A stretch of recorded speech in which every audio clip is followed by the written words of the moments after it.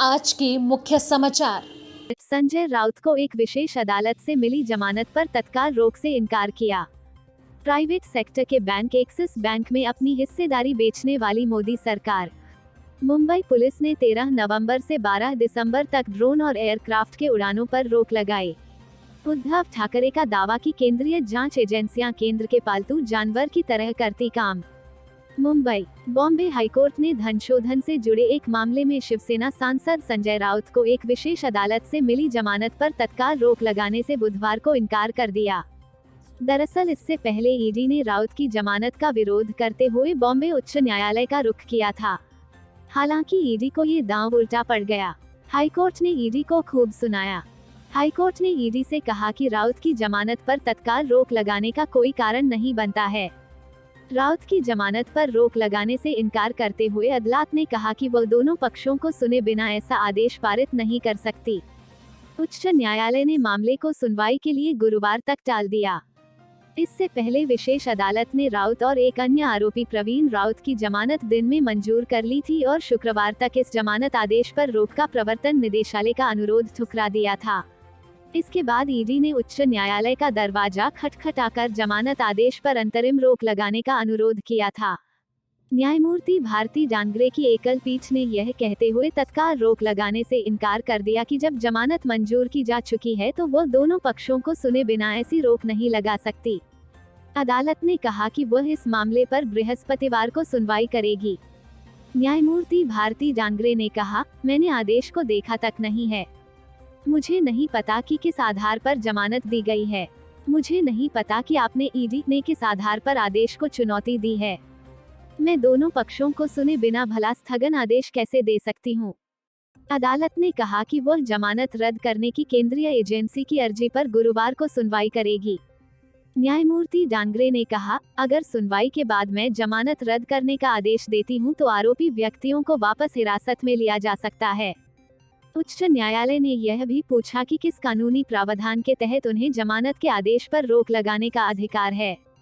ED की ओर से पेश अतिरिक्त सॉलिसिटर जनरल अनिल सिंह ने जमानत आदेश पर गुरुवार तक रोक लगाने की मांग की। इस पर कोर्ट ने कहा कि इस बात की कोई गारंटी नहीं है कि अर्जी पर सुनवाई एक दिन में पूरी हो जाएगी। उन्होंने कहा, निचली अदालत ने जमानत याचिकाओं को सुनने और आदेश पारित करने में 1 महीने का समय लिया। आप मुझसे इतनी जल्दी फैसला करने की उम्मीद करते हैं। मैं नहीं चाहती कि आपके ईडी या उनके संजय राउत और प्रवीण राउत साथ कोई अन्याय हो। जब आप जमानत रद्द कराने पर आते हैं तो अदालत की भी अपनी सीमित शक्तियां होती हैं। न्यायाधीश ने यह भी कहा कि ईडी का आवेदन दंड प्रक्रिया संहिता जमानत रद्द करना की धारा 439(2) के तहत दायर किया गया था, न कि धारा 482 आदेश को रद्द करना के तहत। अदालत ने कहा, केवल धारा 482 के तहत उच्च न्यायालय के पास जमानत आदेशों को निलंबित करने की अंतर्निहित शक्तियां हैं। प्रवीण राउत की ओर से पेश वरिष्ठ वकील आबाद पोंडा ने ईडी की अर्जी का विरोध किया। उन्होंने कहा कि आरोपी रिहा होने के बाद कहीं भाग नहीं जाएंगे। पोंडा ने कहा, आरोपियों में से एक संजय राउत सांसद हैं। आरोपियों की जड़ें समाज में हैं। निचली अदालत ने जमानत देते समय कुछ शर्तें लगाई हैं। कोई भी भागने वाला नहीं है। ईडी ने राज्यसभा सांसद संजय राउत को 31 जुलाई को उपनगरीय गोरेगांव में पात्रा चौल के पुनर्विकास के संबंध में वित्तीय अनियमितताओं में उनकी कथित भूमिका के लिए गिरफ्तार किया था। मुंबई, सरकार प्राइवेट सेक्टर के बैंक एक्सिस बैंक में अपनी पूरी हिस्सेदारी बेचने वाली है। सरकार की एक्सिस बैंक में कुल 1.55% हिस्सेदारी है। सरकार अपने हिस्से की 4.65 करोड़ शेयर बेचने की योजना बना रही है। केंद्र सरकार की specified undertaking of the unit trust of India की एक्सिस बैंक में 1.55% हिस्सेदारी है। सरकार जल्द ही इस प्रक्रिया को पूरा करना चाहती है। सरकारी संस्था एसयूटीआई के पास सितंबर 2022 तक एक्सिस बैंक में 4,65,34,903 शेयर थे। प्रतिशत के रूप में यह 1.55% की हिस्सेदारी है। हिस्सेदारी बेचने से सरकार को हाल फिलहाल के बाजार भाव से करीब 4,000 करोड़ रुपए मिलने की उम्मीद है। एक्सिस बैंक के शेयर 874.35 रुपए के आसपास ट्रेड कर रहे हैं। सरकार संस्था एसयूटीआई ने पिछले साल मई में एक्सिस बैंक में अपनी 1.95% हिस्सेदारी बेची थी। तब कंपनी ने लगभग 4,000 करोड़ रुपए के शेयर बेचे थे। एक्सचेंज फाइलिंग में कंपनी ने कहा है कि ऑफर के पहले दिन 10 नवंबर को केवल गैर खुदरा निवेशकों को ही अपनी बोली लगाने की अनुमति होगी। 11 नवंबर को रिटेल निवेशक बोली लगा सकेंगे। कंपनी ने बताया है कि सेबी के साथ रजिस्टर्ड म्यूचुअल फंड और आईआरडीआई के बीमा कंपनियों को ओएफएस का 25% आवंटित किया जाएगा। ICICI securities, city group global markets India और मॉर्गन स्टेनली इंडिया सरकार को अपनी हिस्सेदारी बेचने में मदद के लिए ब्रोकर के रूप में काम करेगी। एक हफ्ते पहले ही यूएस की private equity company bank capital ने ओपन मार्केट ट्रांजैक्शन के माध्यम से एक्सिस बैंक में अपनी 0.54% हिस्सेदारी बेच दी थी। कंपनी ने हिस्सेदारी 1,487 करोड़ रुपए में बेची थी। एक्सिस बैंक ने सितंबर 2022 की तिमाही में शानदार मुनाफा कमाया था। बैंक का नेट प्रॉफिट 70% बढ़कर 5,330 करोड़ रुपए हो रहा था। सरकार की हिस्सेदारी बेचने से इसके लाभ पर कुछ असर पड़ सकता है। मुंबई पुलिस ने 13 नवंबर से 12 दिसंबर तक ड्रोन, रिमोट से नियंत्रित विमान, एयरक्राफ्ट, पैराग्लाइडर, निजी हेलीकॉप्टर और गर्म हवा के गुब्बारों की उड़ानों पर रोक लगा दी है ताकि आतंकवादी गतिविधियों के लिए इन वस्तुओं के संभावित इस्तेमाल को कम किया जा सके। एक अधिकारी ने बृहस्पतिवार को यह जानकारी दी। सोमवार को जारी आदेश के अनुसार शहर की पुलिस द्वारा हवाई निगरानी या पुलिस उपायुक्त संचालन द्वारा लिखित विशेष अनुमति के अलावा बृहन्मुंबई पुलिस आयुक्तालय की सीमा में उपरोक्त निजी उड़ान वस्तुओं की किसी भी गतिविधि की अनुमति नहीं दी जाएगी। उक्त आदेश 26 नवंबर 2008 को मुंबई में हुए घातक आतंकी हमले की बरसी के तहत जारी किया गया है, जिसमें 166 लोग मारे गए थे। शहर की पुलिस ने दंड प्रक्रिया संहिता सीआरपीसी की धारा -144 के तहत आदेश जारी किया।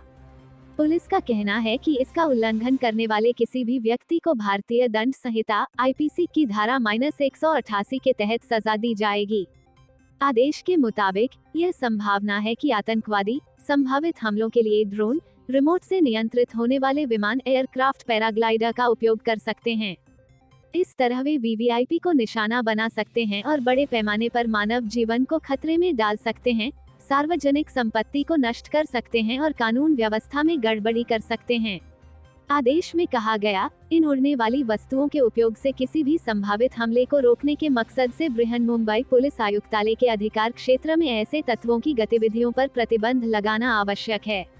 इसलिए कुछ निवारक और सक्रिय उपाय किए जाने की आवश्यकता है।